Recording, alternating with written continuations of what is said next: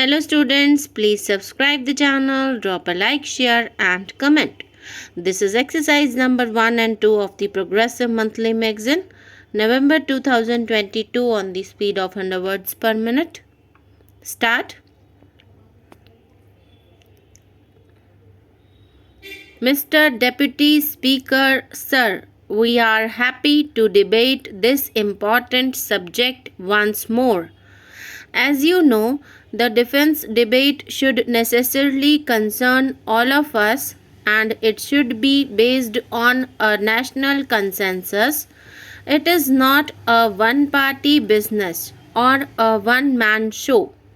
It concerns the entire nation, its security and liberty, as without a strong country, everything else has no meaning. Therefore, all valid viewpoints expressed must be taken into account in evolving such a policy. We have been warned about various threats as evident in this report of the Defense Ministry, and my only criticism, if at all I should say, is that a time has come when this nation expects that those threats and our counter postures to meet those threats must be spelt out more wisely. By this I mean that one who studies this report, unless one has access to various other documents available in abundance elsewhere, one cannot arrive at a position as to what exactly we are trying to do in order to meet the so-called threat which I certainly assert there is. I think a time has come when the country should be taken into confidence, when the members of parliament should be taken into confidence as to what exactly we mean and what exactly we are going to do, and a slightly better understanding should be reflected by the defense ministry towards this point. I certainly do not wish that classified items are to be made available. They are certainly the prerogative of the administration to keep. But they should give us, at least in general terms, what we are expected to know. Nearly 55% of the last year's defense budget was spent on the rise in the cost of petroleum articles, oil, fuels, lubricants, and the rise in pay scales, pensions and allowances, etc. It hardly left for the entire defense budget a balance of 40%, which goes to make the real hard punch. And so it remains this year also. This position has to be rectified in the coming months, and that is a cause for concern.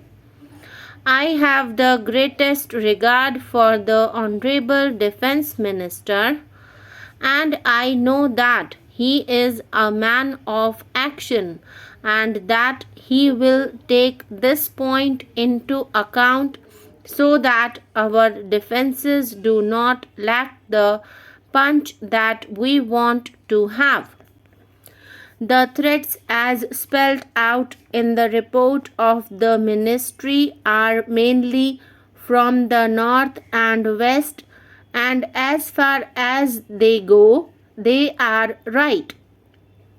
As far as the threat from the west is concerned, it is more positive. I do not foresee anything to come out of that cold state in the north. But if you look at the west, the defense budget of Pakistan has increased by 25% in the last year. From 1981, they have increased their budget 50%. They have raised 3 infantry divisions and 1 armored division. Not only that, they say that Pakistan will settle outstanding differences with India from a position of strength. We, on the other hand, have the same commitments as we had before 1971.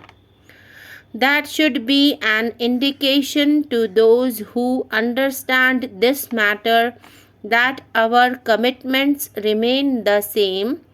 Our ratio of forces on the western sector necessarily has not improved as one would like them to do.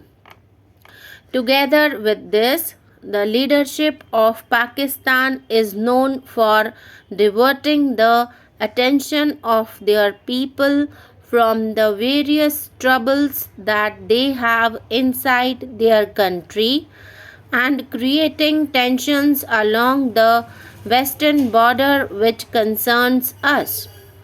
We have had the sad experience of having 3 major wars in the last 40 years.